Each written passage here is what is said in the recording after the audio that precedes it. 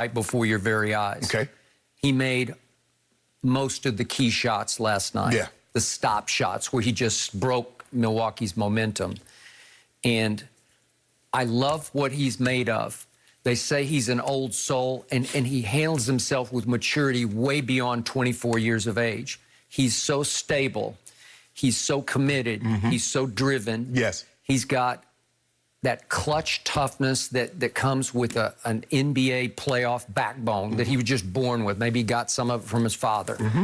And I told you, he's the opposite to me of Giannis in intangibles, because I believe in his, these are bedrock intangibles that you can count on, depend on, and build on. Well, Skip, you finally make the ball game. He's going to go to the free throw line and make his shot. That's the one thing. See, yes, sir. You see what they were doing with Giannis. He get close to the basket, they tie him up. Yeah. We'll let you go 1 or 2.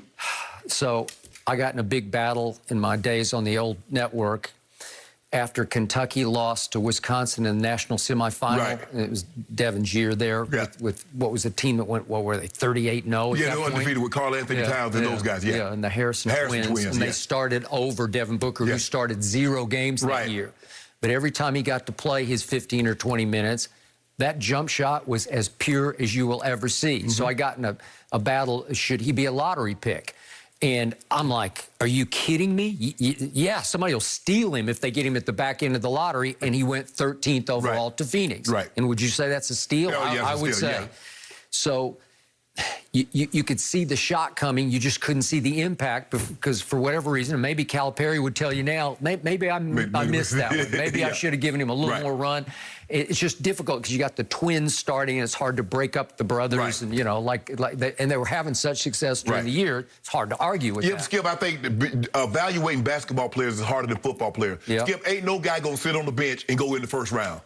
I mean, the guy didn't start, and he went in the first. He went to the tail end of the lottery. And so how do we know? Like, you know what? I think if we give him some run, he gets 35, 40 minutes a night. He could be really good. How? When he doesn't start, he's averaging what? What do he average? 10, 11 points a game? 10.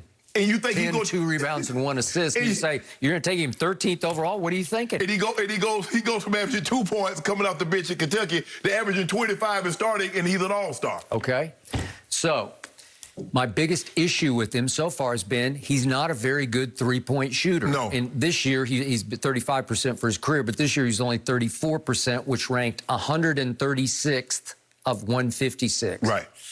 Well, LeBron was even a little better, and Trey was slightly, just a tick better. They were ranked 110th and 133rd. Luka was a little bit better.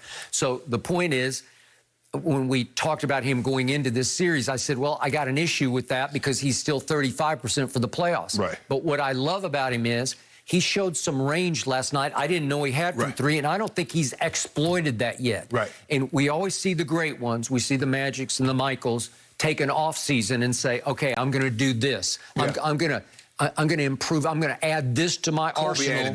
Kobe, that's a good one because that's obviously his idol and mentor. Right. And again, he's riding on his shoes, you know. Be legendary. Be legendary. And he'll get nothing but better from 3 because I saw it last night. Those were big-time NBA Finals. Well, Skip, you remember the closeout game against the Lakers? Yes, sir.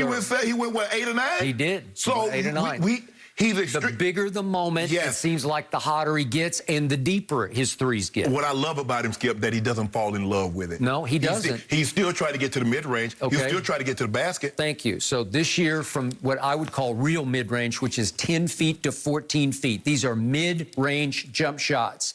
He was second in the league to, guess who? Kevin Durant, who is the greatest mid-range shooter I've ever seen and the most unstoppable because he's 7 feet tall and shoots the ball like 8 feet above his head. Well, you can't stop that. Book is 6'5", which is plenty tall enough. He's not Kobe 6'7". Kobe had a couple of big inches on him. But he does elevate. If you look at him, he's shooting a jump shot. Jump shot. It is a true, pure jump shot. And it's as pretty and as perfect a jump shot as you will ever see. That's what I loved about him at Kentucky.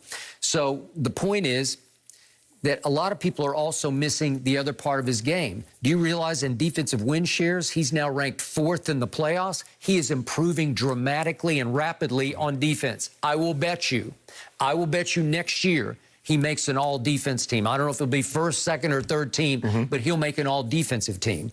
So now we talk about MVP.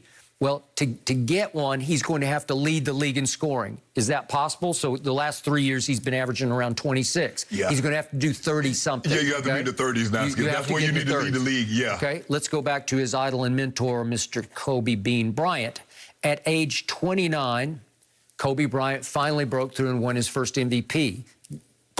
He averaged 28, 6, and 5. Well, that's not all that off. This year, Devin was 26, 4, and 4. So it's not that. Now, Kobe had a year in which his biggest year was 35. Right. So he's still going to have to take it up a notch, which he is highly capable of doing. Right.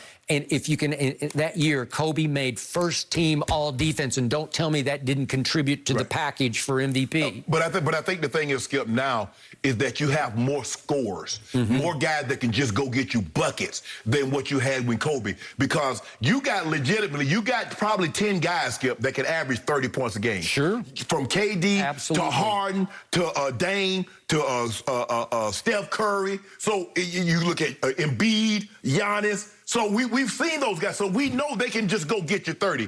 He's going to, like you said, he's going to have to average 30. He's going to have his team, and he already did it. I mean, they were the number 2 seed in the Western Conference. So he's going to have to be there, Skip. Yeah. But it's going to be tough because the league is just getting better and better. These guys are really skilled.